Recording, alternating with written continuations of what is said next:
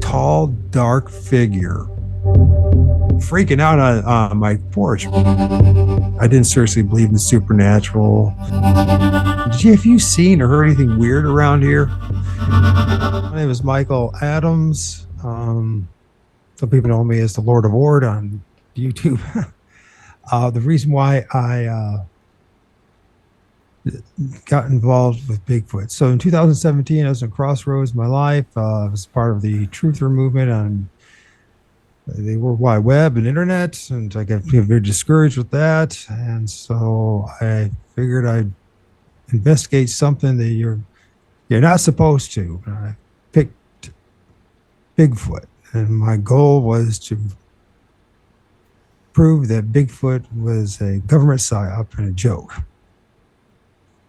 So that was my goal. And then I started interviewing folks, and started we did a series of shows with M.K. Davis and several others. And as time went on, I was interviewing these folks. I started to realize that I wasn't going to be able to know if this stuff was real or not unless I did the research myself. You know what I mean? Just depending on people's stories. Not to disrespect them, but you don't know until you know. So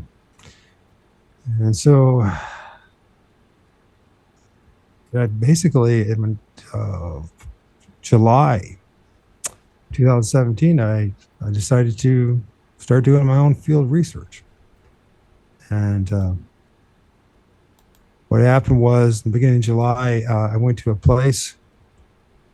It's called Oak Openings. I live in Northwest Ohio, and one of the things is, if you look at the reports out there, there's not. I don't know if there's any at the time. There might have been a few, but there's nothing that I could find. And so I wasn't expecting very much, because Northwest Ohio, it's not like a place you're supposed to see Bigfoot and all that. But I was paying attention to different folks on the internet and learning about tree structures, TP structures, X structures, tree lanes, et cetera, et cetera. And so, you know what? Maybe I'll just go out in the woods, take my son at the time. He was 5. When while we're at it, nothing happens. There's a new park there, and you can play there. And the darndest thing happened, right? Listening to these people and all that, I pull over to the side, and there's a place, this section there. It's well known as the sand dunes. One side is of the road, and the other side is, at the time, was mostly just woods. But it was summertime. There was undergrowth and all that kind of thing, so I couldn't really see what was in the woods there. But I figured, we'll just walk in there and see what happens. Wasn't expecting very much.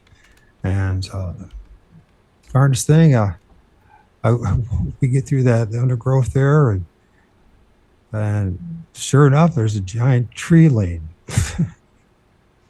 And me and my son, we would walk under. It was big enough for us to walk under and all that. And I'm like, this is what? I spent all this time, as a kid, hunting, trapping, and as an adult, I was, my education was in environmental science, management, and ecology, and I was in greenscaping and designing nature trails and wildflower meadows and bogs and all this kind of stuff. So it's been big outdoorsman, like so many other people that seem to end up in this. And I was into fishing pretty much at the time, and I was like, I never saw anything like this. I never noticed anything that's like this thing called tree teepee, tree structures, and that's when things really started to change.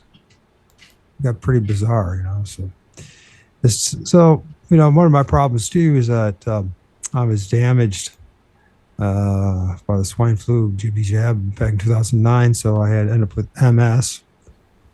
And so it was going to cause problems for me as well, as far as going out in the woods and all that kind of stuff. So I said, what I'll do is I'll do my research close to home, and, local parks and groves and patches of woods, and just around the edges and that kind of stuff.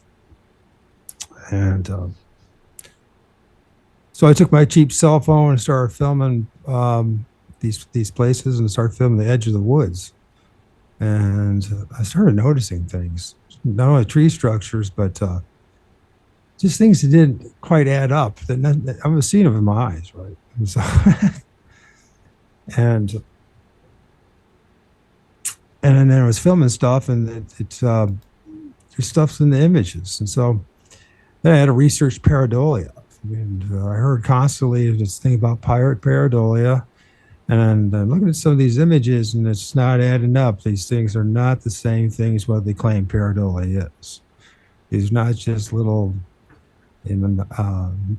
nubs or tree bark and strange arrangements. It's not the same thing as what you see when you study pareidolia. These are like looking like things popping out of the trees and that kind of stuff. I'm like, man, I don't know about this. This is kind of bizarre. But I continued, and what happened was, just like in 2017 in July, then I was going places and filming, and I found a place in the middle of my town, believe it or not, in a cemetery, the Roman Catholic cemetery. It was an old one, and there was a ravine that cut right through it, and there was a big, I believe it was a maple tree. No, it was an oak tree as well. Excuse me. And it was large. The girth of the width of the tree, I couldn't put my arms around it, but about 5.5 feet, about my height, between 5.5, 6 feet, it was just broken right in half. Big tree, and it was leaning across the ravine, and still had its leaves and all that kind of stuff. And I'm like, this is really bizarre. And we didn't have any storms that summer. There was no tornadoes or anything like that. What was this? I mean, it still had the leaves. It was broken, just a broken half, and just. And I started noticing things. I was like, my eyes playing, my eyes playing with me. But I'm seeing like dark figures, dark shadowy things on the other side. This is the middle of the day. And so I took a few pictures, kept going through places in my area and all that, looking for any kind of signs of Bigfoot. And I didn't believe in Bigfoot this time, right? Just even after talking to and doing numerous shows with M.K. Davis and others. And I was just like, yeah, until I see it, I'm not going to believe it, kind of thing. And, what happened was, I believe it was the very first Thursday of August, 2017. What happened the night before, I was talking to my big brother who lives in Northern California, in the same area and region where the Patterson film was filmed. He and his wife actually, he said he saw one. And I was like, well, I was talking to him and said, Eric, everything that's happening to me doesn't seem to add up. It's not adding up the way that people said it's supposed to be, And I mean, at the time, I was a very religious person, but at the time, I'm like talking about, these things seem to be more like spiritual or something. And it was interesting. The night before, it's just gonna be hard to believe, but the night before, I'm talking to my brother and telling him this. He says, Mike, don't be surprised now that you're starting to figure out what's happening here, that you start running across First Nation people. And I was like, well, that's going to be pretty hard to happen where I'm at in Northwest Ohio. I don't know any. The closest thing to indigenous person, a Native American, is me, because I'm half Ojibwe. But I don't have any I don't have any contact with anybody who's Ojibwe outside the family, right? And my father had died. It was on my dad's side. It was just me, and I didn't know anybody. So But he says, yeah, and like you're gonna probably start meeting people from First Nations folks because they understand about Sasquatch and that what the reality of who and what Sasquatch is. So I'm like, all right, I'm out to find the truth here, and still not really believing it. And prior to that, I actually believe I had a sighting of a Sasquatch, and that would have been about 10 days earlier. I think it was about Friday of what it was. When I was doing some research in my area, at the time, even though I had MS, I could use a cane, so it limited me to do much. I couldn't. It's not like I couldn't walk around it in the woods. I just couldn't go deep in the woods, and I didn't trust that. But when I was in the middle of my town, there was a field, and it was at night. And it was one. I don't know if you've, Linda, or if you heard from anybody else about this. There's times when you have like these kind of bizarre situation or settings where the air seems a little different and the atmosphere is different, all that kind of stuff. And something just motivated me that evening to just go look around. So one of the things is there's a ravine that goes on the west side of a cemetery in my town, and then across the main drag there's a field, and there's a creek that runs through there. It's called 10 Mile Creek that ends up in the Ottawa River. I don't think, I'll check out the edge of the ravine here and see what happens, and I'll go to that field and just see what happens. And yeah, what happened was it was just about dark. I was in the field there, and I saw something when I was paying attention, filming like a patch of grove of trees, and across the stream, I saw this rather large, what I thought was a person in a hoodie. That's what it looked like at first. And it's like a beige looking hoodie, but and there's a trail there, and it just went for 100 yards plus, going from the west to the east on the other side of the creek, and count of three, 1, 2, 3, and it was gone. It was past the bridge, the wooden bridge that goes over the creek, and I'm like, what the hell did I just see? And I think to myself, could that possibly be a big dude in a hoodie riding his bicycle?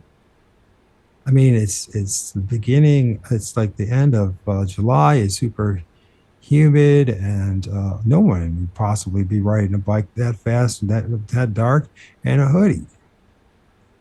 Like, what did I just see?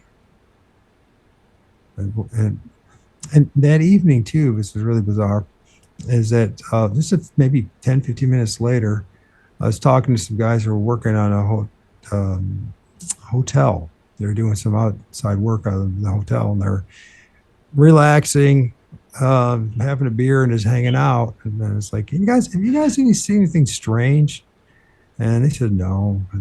And they didn't quite understand where I was coming from and all that. And I didn't know how to say or talk to people about what I was up to because it was so bizarre. I mean, who else? I don't know anybody in my area.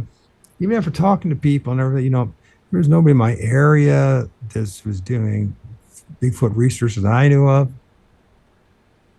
And how do you talk to somebody about Bigfoot in a familiar town?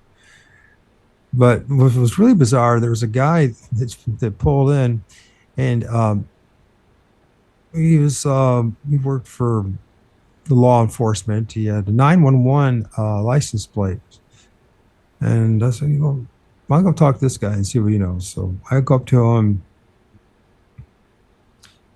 and I ask him, I go, oh, 911, what's up?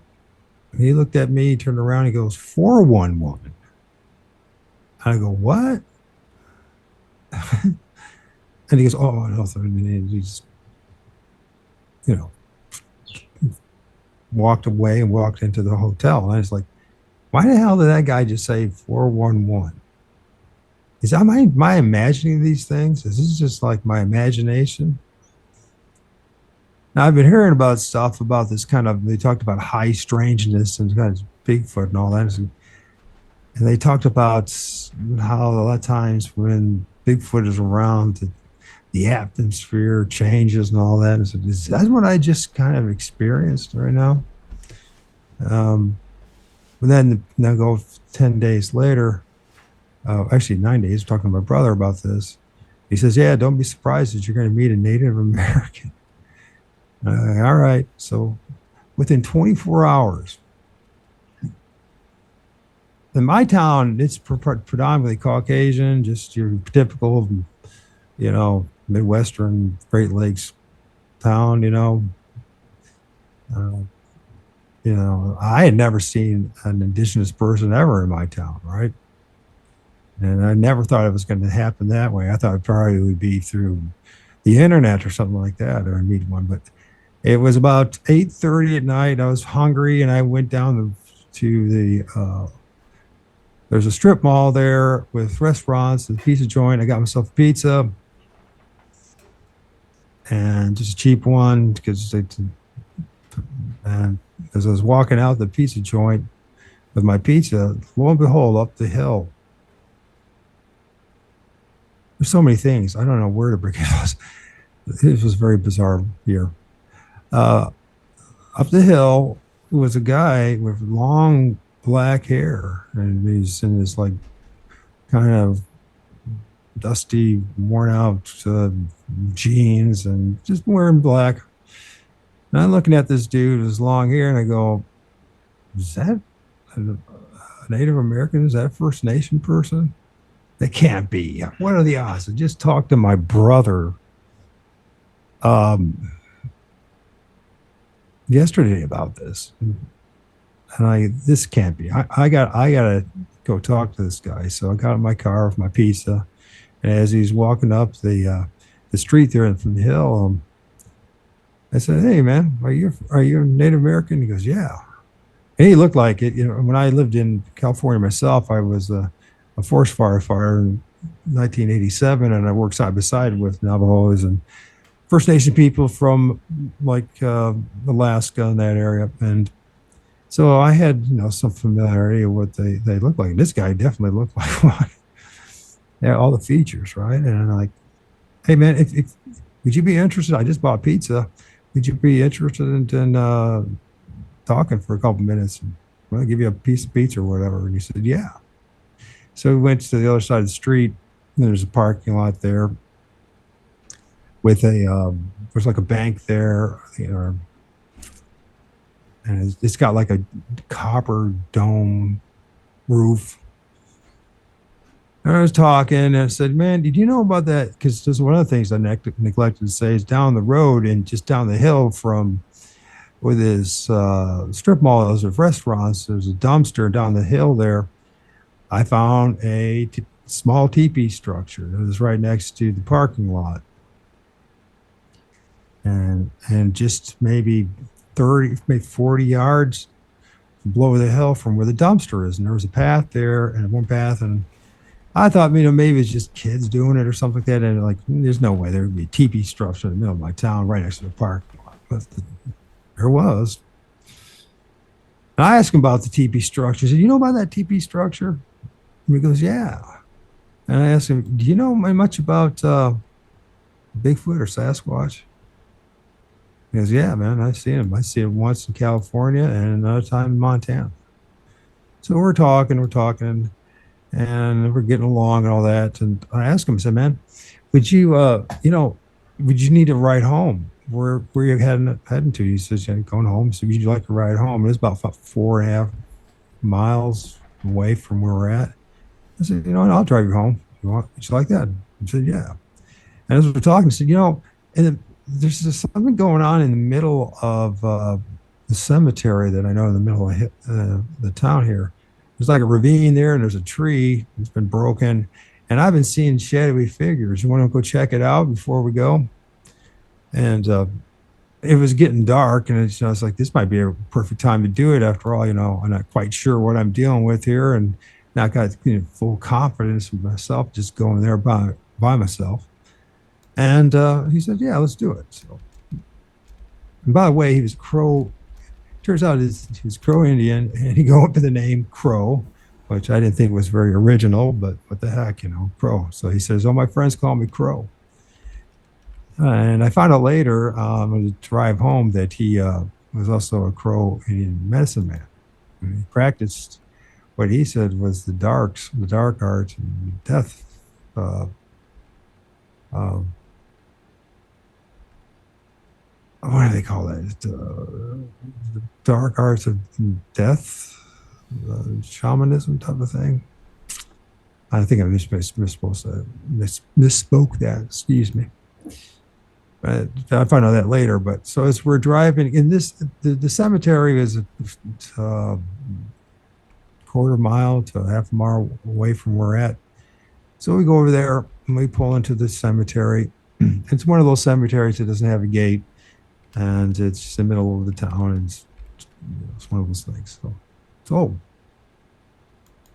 we still, and the road actually is on the edge of the ravine. So we're now on the west side of the ravine. It's starting to get dark, and I show him the tree, and I said, "Dude, I've been seeing stuff here. They look like dark figures, but I'm not quite sure what's going on. I think this might be what they talk about as a nest, but I'm not sure." So he, believe it or not, Crow, the Crow Indian medicine man, decides to do a couple of the Sasquatch howls, that we hear about, right? And you see people doing, right? And he does a couple of those, and I'll be damned, two dark figures on the side of the ravine, on the side of the tree, pop up, and we both saw it. And he goes, "You see that? You see that?" I go, "Yeah, man. What the hell?" He saw eye shine with one of them. I didn't see the eye shine. He goes, "Do you see the eye shine?" And I go, "No, man."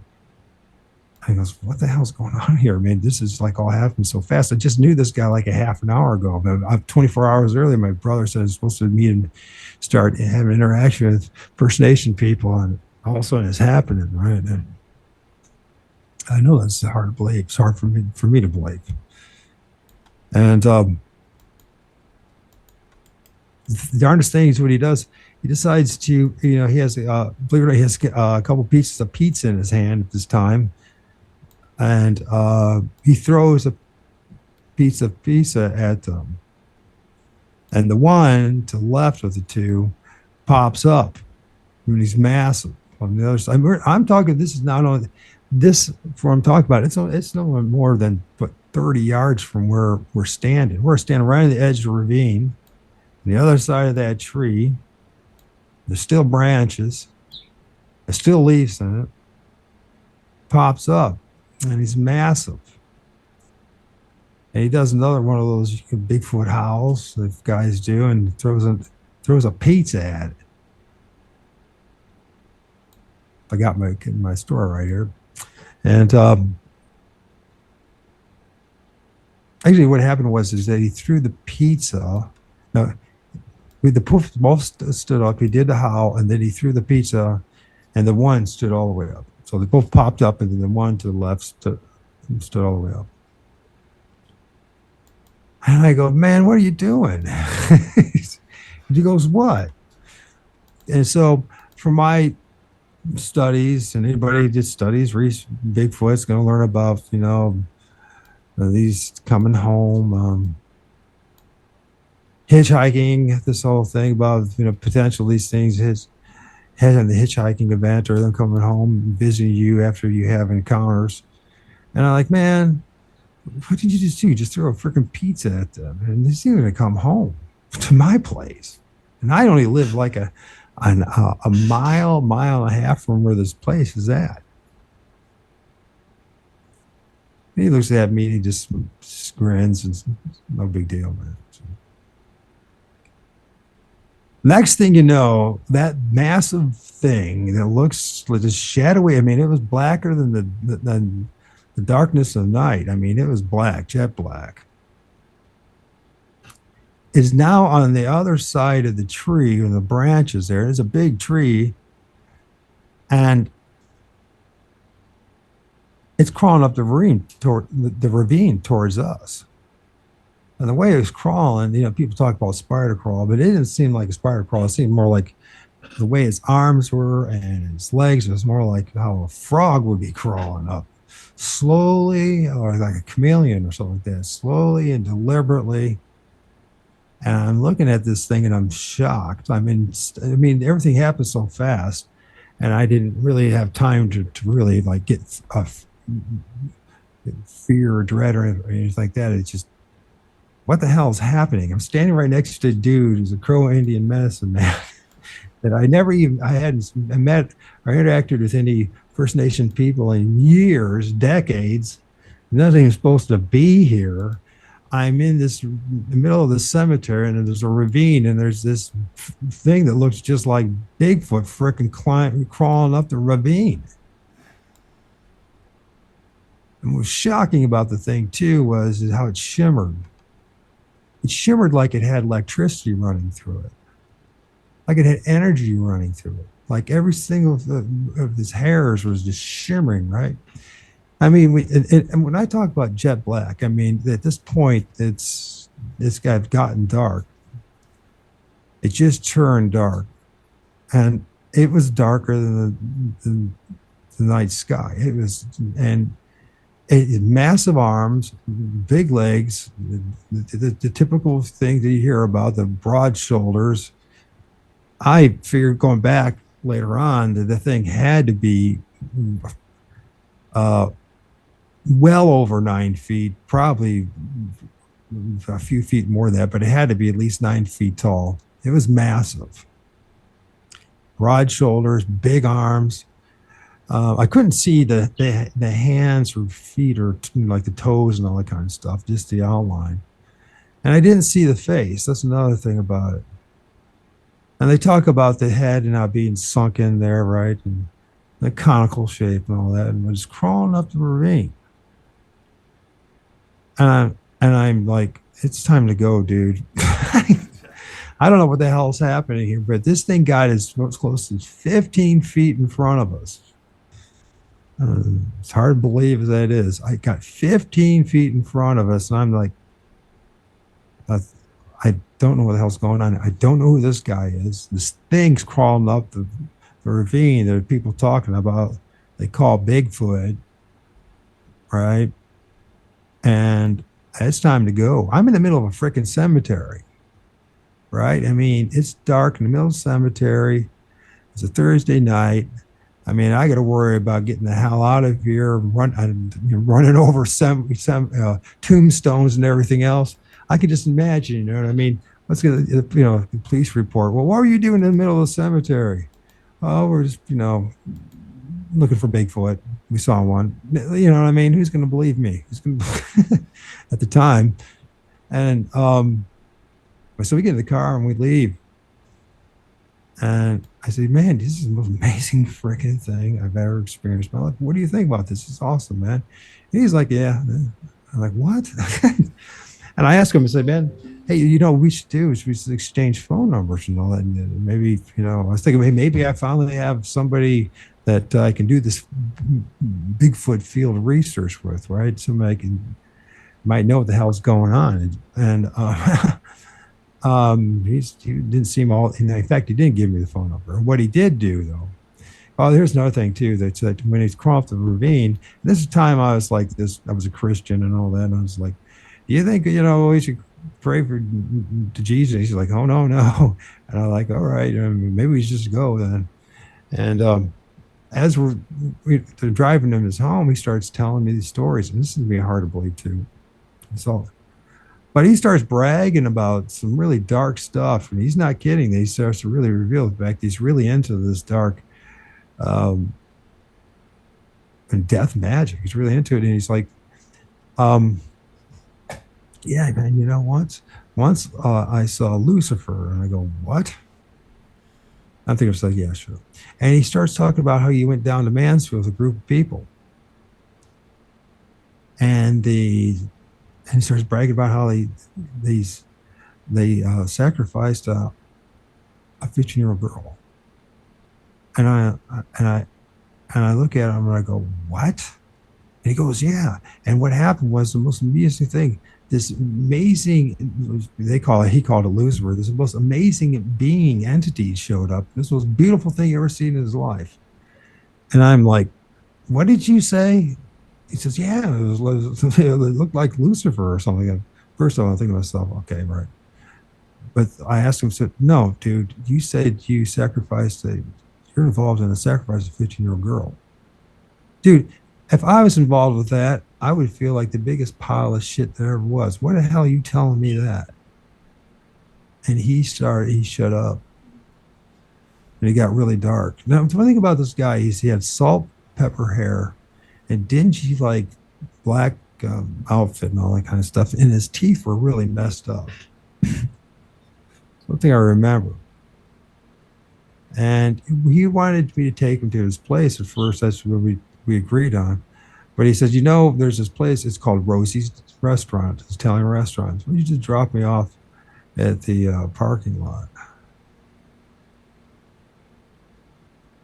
And I'm looking at him, and I'm like, after everything, here I am. Well, everything just happened. I just saw two Bigfoot. One crawled up a freaking ravine. It's not supposed to be happening. and I'm standing next to a Crow Indian medicine man. He's telling me about all these terrible things that he did as they drive him home. And, in the middle of a cemetery. And as we get to where he supposedly lived, there was a foggy bank there. It was covering the side road and where the parking lot was, and we're in the neighborhood where he supposedly lived, right? And when we got to Rosie's restaurant in the parking lot, I just pulled into there and then let him out, and he walked off. And as he walked away, he just walked into the street, the side street there, and you could barely see the house and all that. He just walked into the fog. It was like he just vanished or disappeared. And I'm like, what the hell is happening here? What the hell just happened? Who's going to believe anything about that just happened? This is so bizarre. This is beyond anything that I have ever been told or have any understanding of. And it's interesting. About a week later, too, I ended up seeing my first UFO of all times. And that's a very bizarre one because it's like, I pulled over to my mom's place, and I was sitting, I was standing on the driveway there by my car and looking out to the north and up, and this is broad daylight and sky there, and about 100, 200 feet above the tree lines, and some tall trees and maples and oak trees. And there's this object in the sky. And I'm looking at it and I go, what the hell is that? And at first I thought maybe a bird or something, but it was steady there. It was just steady there. The northwest, I remember it, just on the edge of the tree lines there. And the thing was like pulsating in different colors, like one of us different colors is different, like shades from black to gray to white. And it was just slowly, it was moving incredibly slowly. And if my cheap cell phone, I tried to film, but anybody's ever tried to film anything in the skies, think about the moon. You used to try to film the moon with your cell phone. It looks a lot bigger with your own eyes, but when you film it with your cell phone, it's just like a little dot, right? And this was happening here with this thing. And it took a long time too. And I was standing there for about 10, 15 minutes, and I'm like, I wonder what the hell that is. I think I might be seeing a UFO or something like an angel or something. I don't know. I mean, it seemed to be almost like flapping its wings or something, but it was just very slow. And I'm watching this. It's not a bird. It's not a balloon. If it was a balloon, it'd be moving little more, you know, tossed around with wind and more sporadically. This is for steady. And I'm like, is that a drone? And I'm like, that ain't a drone. I'm going to go talk to my mom. My mom is into angels and all that kind of stuff. And she's no longer with me as well. But she wasn't interested. Used a restroom. I came back out, and it was now in the northeast of the tree line above the houses and all that. Then it had moved maybe 400 yards is what it would be, going from northwest to northeast from where my vantage point is. And I'm like, I'm watching this, and it took like half an hour, 40 minutes to cover that, and then it disappeared. And I'm like, what the hell did I just see? What the hell's I've never seen a UFO. I've never seen a Bigfoot. I mean, I spent a lot of time like talking to MK Davis and at grilling him about the Patterson film, and so that I wasn't convinced at all, even at this point, that even the Patterson film was legit. This is after me spending all this time with MK Davis, but I still wasn't convinced. And there was a couple other people that were involved too in the Bigfoot community I was talking to. One was a Choctaw medicine woman, but she was, a half breed type of thing.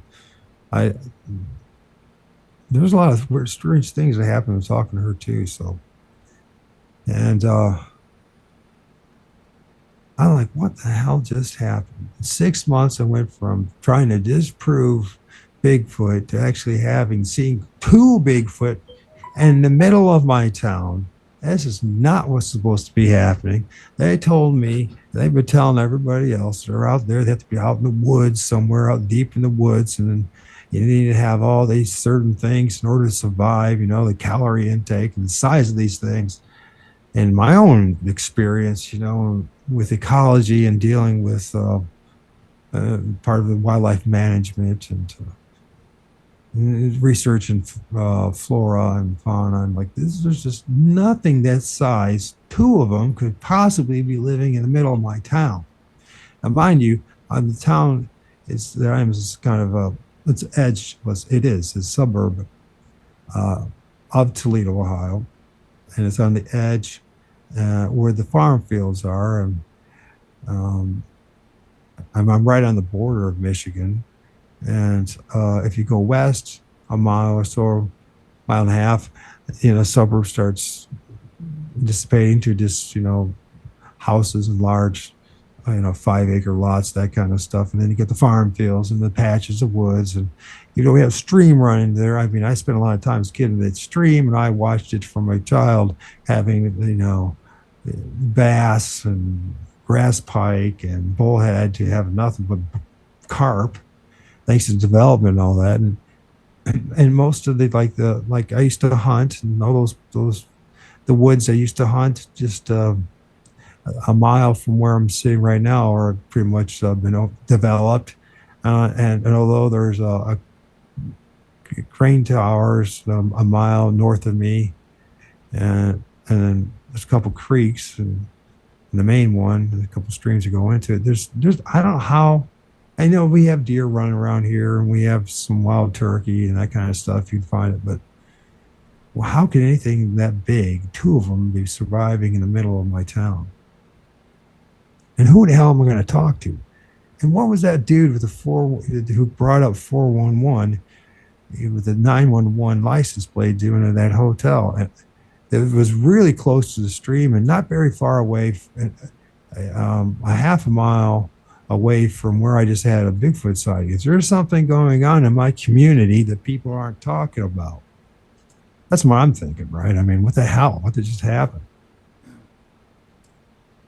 I try to talk to a few people about it, and because the people that are, the Bigfooters and the Bigfoot community, in quotes, and they couldn't accept it. Nobody, they just couldn't. They didn't even want to hear it. They're full of crap. You know what I mean? How can you're a rookie. You don't know anything. You haven't even done it. So how the hell do you end up having a Bigfoot encounter or two in the middle of your town, right? I'm like, man, it really did happen. And then my next encounter, after that, I um, I got real religious, right? Because I'm thinking that maybe I saw demons or something like that. Which now I don't believe in any of that stuff. Sasquatch has ended up becoming a real blessing in my life, and the things that I discovered and I filmed and the people I've met. But at the time, there was no shaman to teach me. The, the religious people, and they didn't know what the hell they were talking about. They just were parroting what they read. Um, and the people that I was talking to and interviewing on YouTube, and I was, it would be talk shows actually at the time, and I just started my YouTube channel as well. I mean, they were just sharing, these scary stories, and I'm like, there's got to be more to what's going on here. It doesn't add up in any way, shape, or form.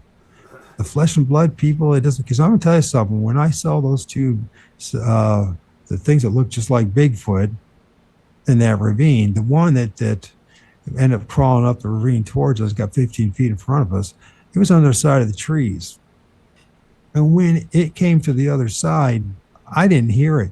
There was no noise. There was no rustling of the branches, no breaking of the tree limbs, no, nothing. It's as if it just went right through those trees.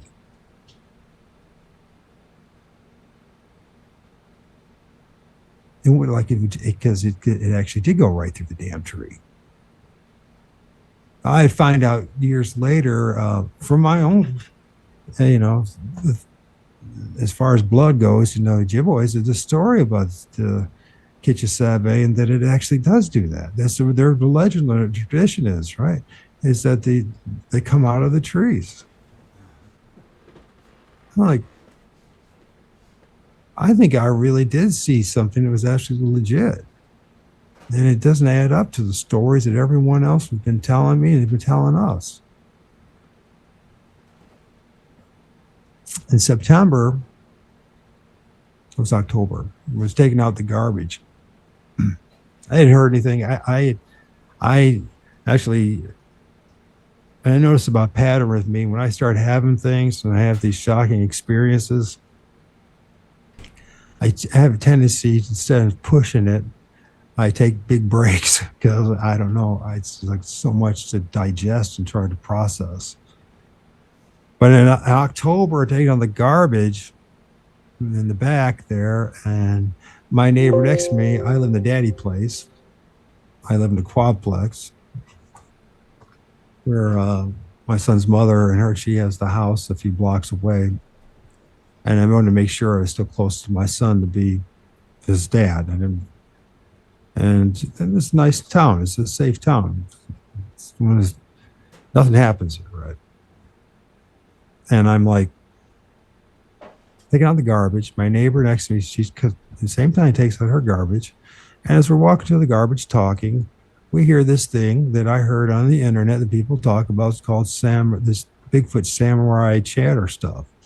And it's to the east of us.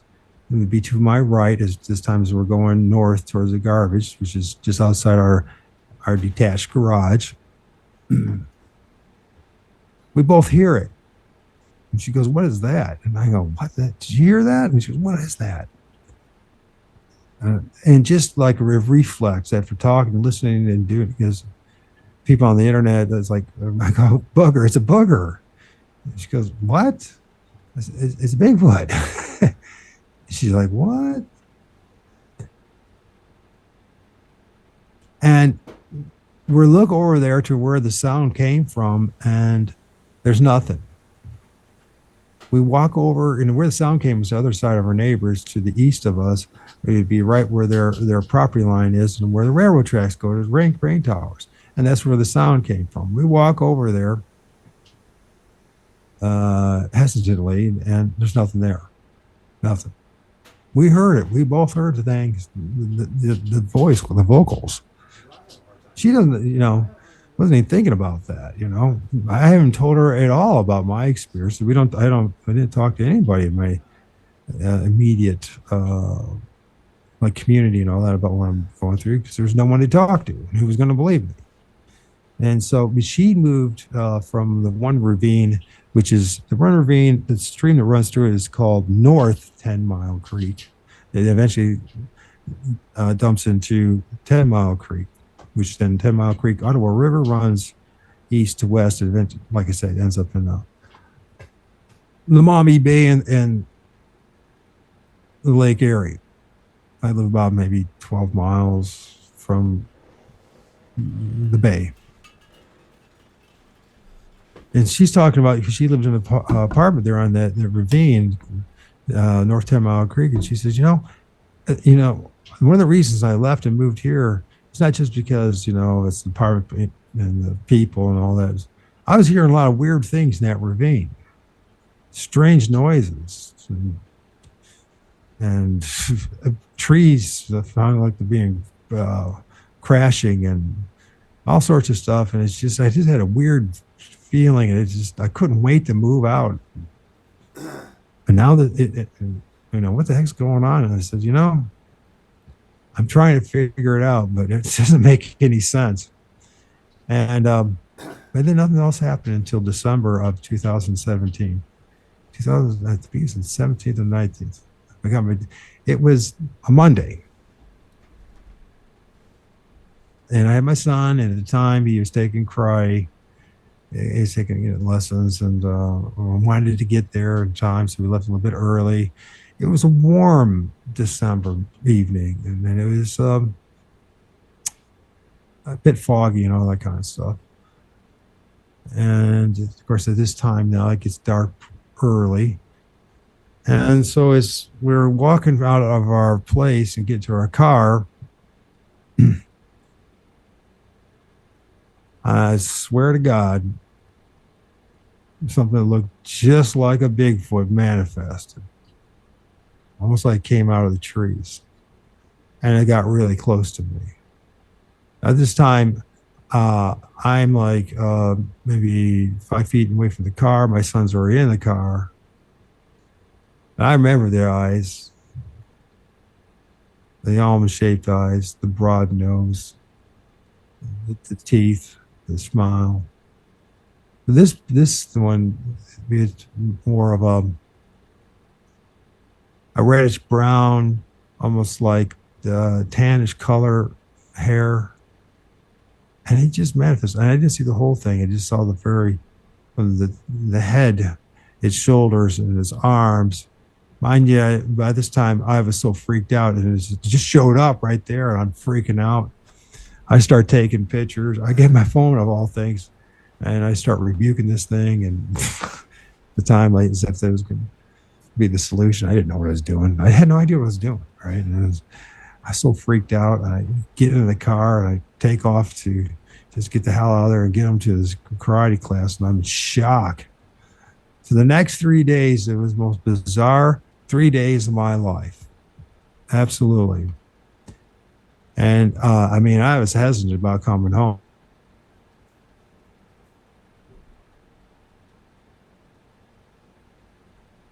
And looking at it, and I go, because my son at the time was 5, and what the hell am I going to say to a son? My son is 5, 6, 5.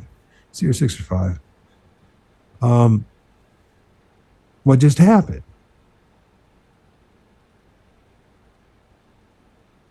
I think I just saw Bigfoot, and he didn't respond. He didn't know what that meant. He just like, oh. And it was verified, by the way, 3 days later. So after we get home, weird things started happening in my place. They talk about the Mandela effect and that kind of thing, right?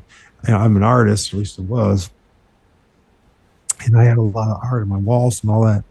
And the paintings were like, it was this weird, the atmosphere in the house. Maybe it's because I was just petrified and afraid of what I just saw. I can't believe what I just saw.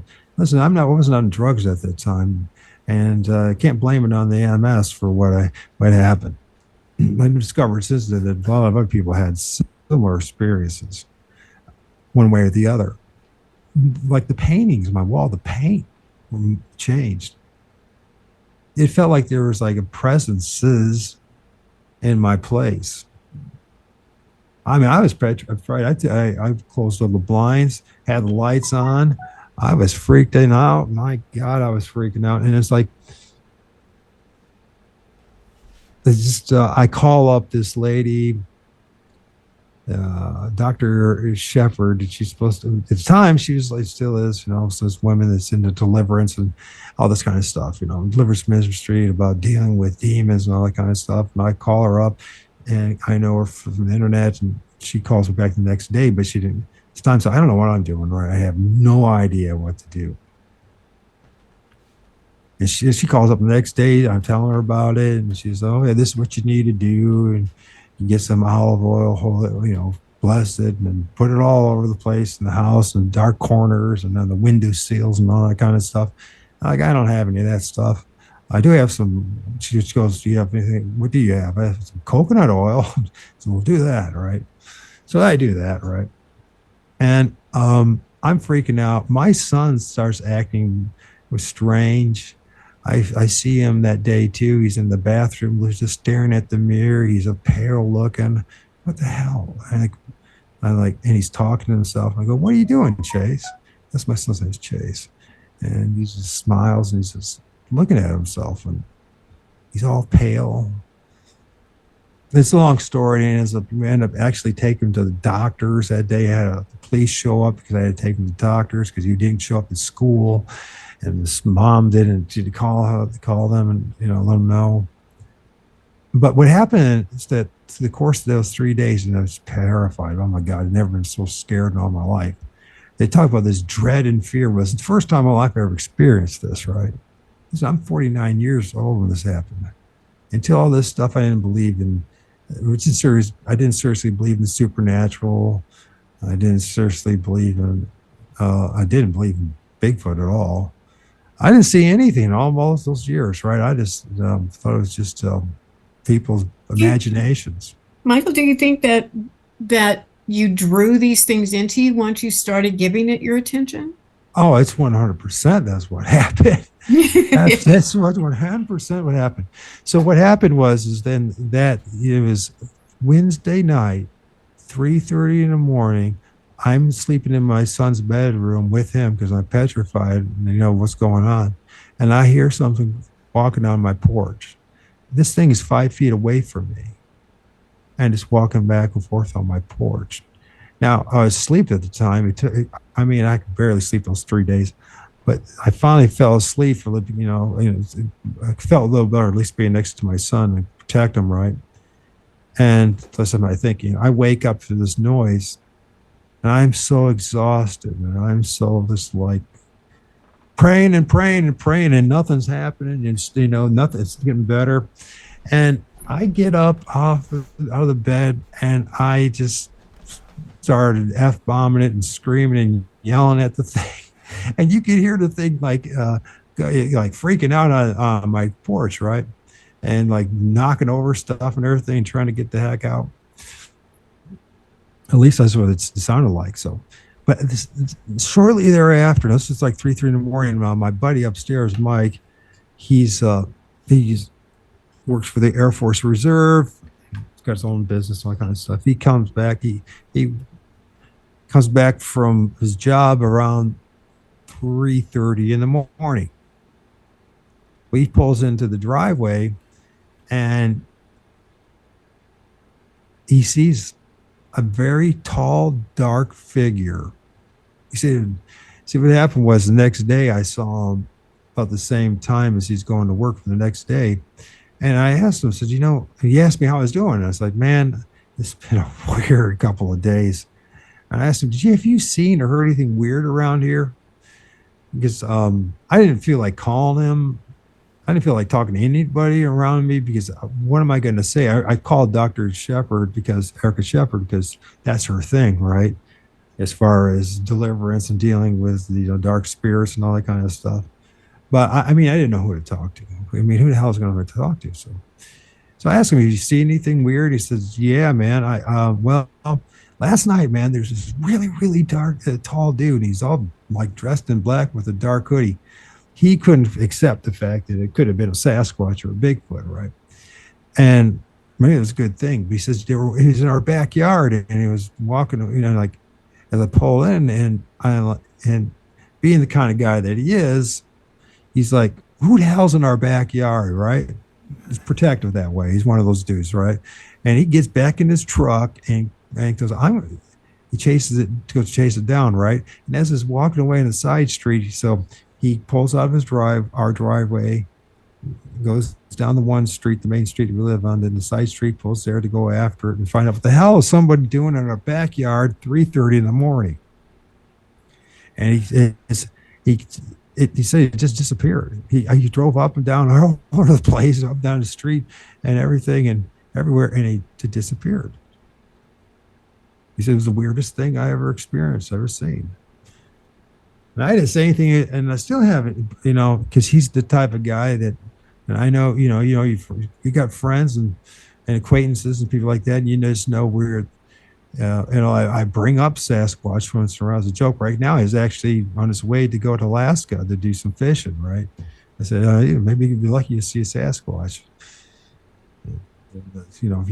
He's never seen anything. Well, he has seen one, but he doesn't believe that he's seen one, is what's happened. But it was confirmation that, it wasn't just me that saw something.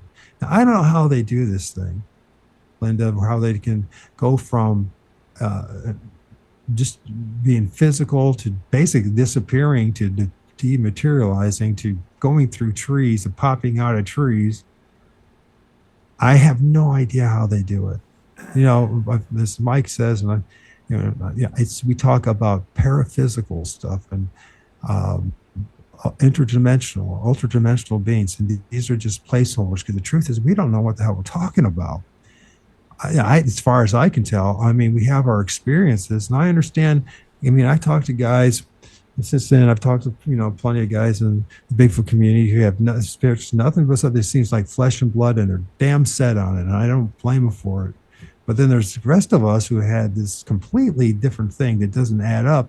Even I have a science background, folks. This is contrary to everything that I've been taught in my life, right? And the things I'm experiencing. And so, I've had, several other strange experiences, but that was like my first real two major encounters. I've seen a couple other sightings, and I actually stepped away. There was things going on the past 3 years, and I was one of those people who had a vocal voice, and I was warning people what's going on. It got me in a lot of trouble, but I cared about my community, my fellow humanity. So I rose.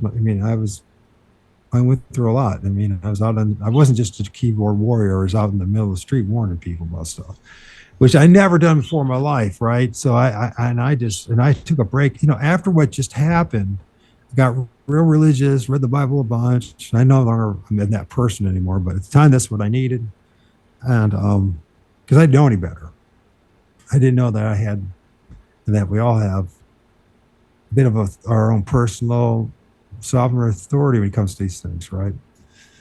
And I learned of this year, actually.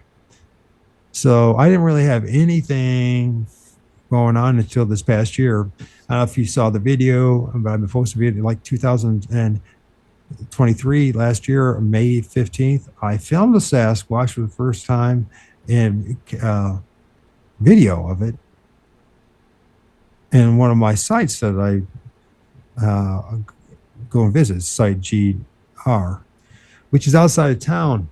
There's a stream and there's a power line that runs to north of it about a quarter of a mile. There's a stream, there's woods. It's on the edge of the town. There's a quarry and everything that you possibly could imagine. All the things, the ingredients that say that you can have a Sasquatch show. In my town, we have it. My town's not unique. And I actually believe at this point, Linda, that you can see these things anywhere, whether it's out in the West, in Canada, in North America. But I know people, I just interviewed a guy from Sasquatch, Southwest Europe, and he's in Portugal. He's had signs and tree structures and teepee structures, and talking to people in England who have said these sightings, and throughout all of Eurasia. I mean, not, I haven't talked to everyone over there, but I talked to enough people and listened to enough people and read enough. I've read Ivan Sanders' work and John Keel's work and all the old timers, and they've been talking about this stuff for a long time, and they've been talking about the high strangeness, the weirdness that's associated with Bigfoot. Now, I don't, and so to this past year, actually, I started 2020. Things started happening again. For some reason, I got reconnected with these things. And I started filming stuff in my neighborhood and my area, and started filming stuff in the trees. And I got some amazing images of things that look like hooded people and human beings, shadow figures, and Bigfoot, and things that look like, I mean, I guess they're definitely not pareidolia. I spent enough time to figure out which is what. If it was pareidolia, I wouldn't waste my time doing this. Because there's no money in this, and there's no rewards in this. There's no, if anything, there's a lot of abuse. There's a few people that understand, but to throw myself out there, I mean, since this time, because of all this stuff, I almost lost my son over this. My son's mother went to take me to court to keep him away from me because of my experiences. My best friend in high school won't talk to me. My whole family thing, nobody in the neighborhood, anybody wants anything to do with me. Somehow things spread, even though you're not talking to anybody. And I'm just like, but this past year is just like something motivated me, especially to start filming again. And I started filming stuff. And there's stuff in the trees, folks. And there's trees, there's connection with the Sasquatch. The Native Americans talk about the underworld, the middle world, and the upper world, and we walk in the middle world. And these trees are all around us. The root system in the underworld, the trunks are the middle world, and it branches up into the atmosphere, the upper world. And they seem to be like neurons to this world, right? And they have some kind of energy to them, electromagnetic energy, something like that, something that there's a connection with it. Now, I've listened to some other guys, some old timers, who say the same things. These guys that have even much greater, higher credentials, and people have been around, like Henry, probably about Frenzoni. I hope to talk to him. He talks about the same thing. He says he swears he's seen these things go through the woods and go right through the branches and trees, and not even a sound. If you don't believe me, ask him. I didn't even know this. I didn't even know about this until, this week, actually, in particular, about Henry, excuse me. Mike, we had a good show last night. It might be offend a few people. I don't mean to, but I'm kind of frustrated in some ways because for some reason in the Bigfoot community, we don't want to talk about this. The powers that be do not want to take this to the level that needs to be taken to. They want to keep us stuck in this fighting about whether the woo camp or the flesh and blood camp. And honestly, it has nothing to do with any of that. But that's where they want to keep us stuck. We're dealing with something that's so fantastic. The universe is made up of 99 point whatever percent plasma, fourth state of matter. We're just now starting to understand it. Quantum physics, we're just now starting to get a handle on it, just a little bit.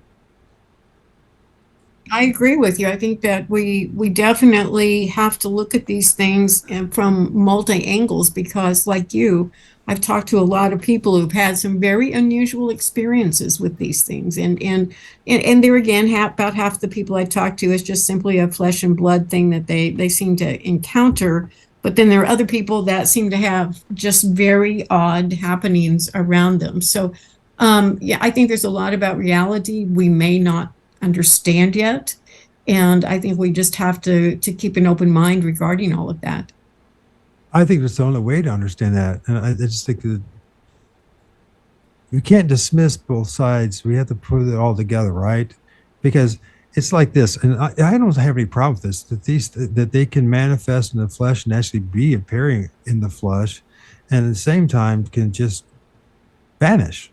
We got plenty of reports. How many footsteps I found how many footsteps I found where there's just one or two, and there's nothing. There's no sign of it. These things are massive.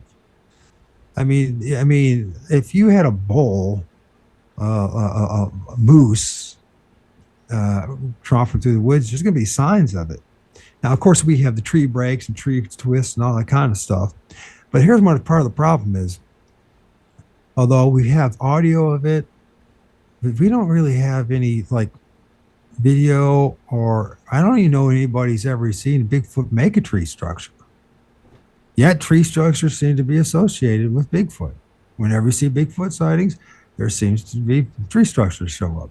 Yet I don't know. I mean, we got a couple of videos of appears to be Bigfoot throwing a rock or throwing, the one video Thinker Thunker has given us was the one pole vaulting a tree.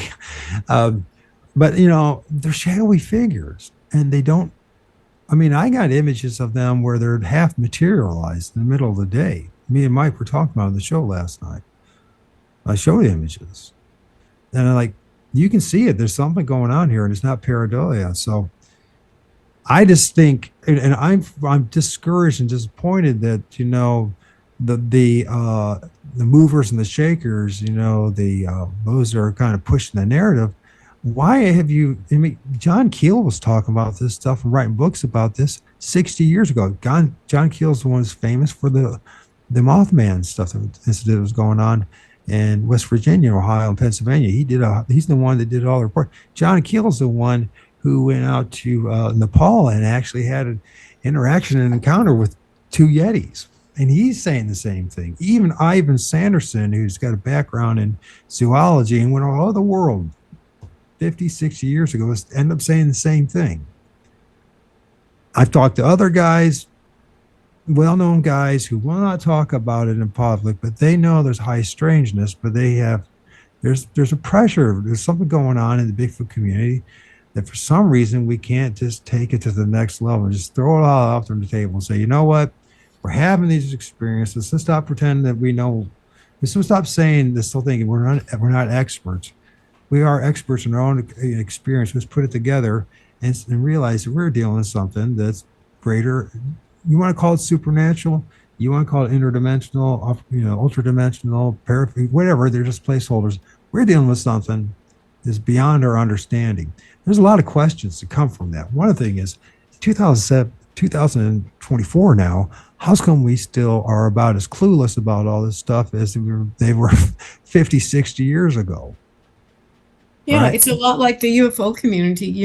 It's like there's so much out there, and yet conclusions are very, very difficult to grasp. And I even kind of wonder if they're of the same world. Oh, well, yeah. If it's not the same world, at least they're the phenomena is awfully similar, isn't it? I mean, and then you look at the UFOs and the connections with UFOs and orbs and Bigfoot. I film stuff. I mean, I got stuff. I filmed stuff at nighttime that looked like ice looking back at me as I'm filming orbs in the sky, right? One of the things I discovered, Linda, this stuff is everywhere. That's one of the problems that bothers me too, is how people are trying to exploit this to the point of like, if you come follow our group, then you'll know the truth. I'm here to tell you people, this stuff is going on everywhere. And it doesn't matter if you live in a suburb, in a city, or out in the pristine wilderness, something's going to happen. And there seems to be a connection with Sasquatch and all this. What is Sasquatch really? Well, that's a question I ask a lot of people, and I get a different answer oftentimes. The flesh and blood people, of course, takes it into some kind of animalistic kind of ape-like character, and spiritual people take it more into a dimensional being. And it's just difficult to know for sure. But certainly the behavior, oftentimes, it doesn't seem to follow the natural standards of our reality that we know, our physics that we know. Yeah, well, it doesn't follow it at all. I mean, how can you possibly have something that's supposed to be 600, 800 pounds walking through the snow in the middle of a field? You have footprints, and all of a sudden they disappear. They stop, and there's nothing there. There's nowhere for these things to jump, and there's no trees nearby. I mean, they just vanish. I mean, that's just not going to happen if it was flesh and blood solely. It just can't happen.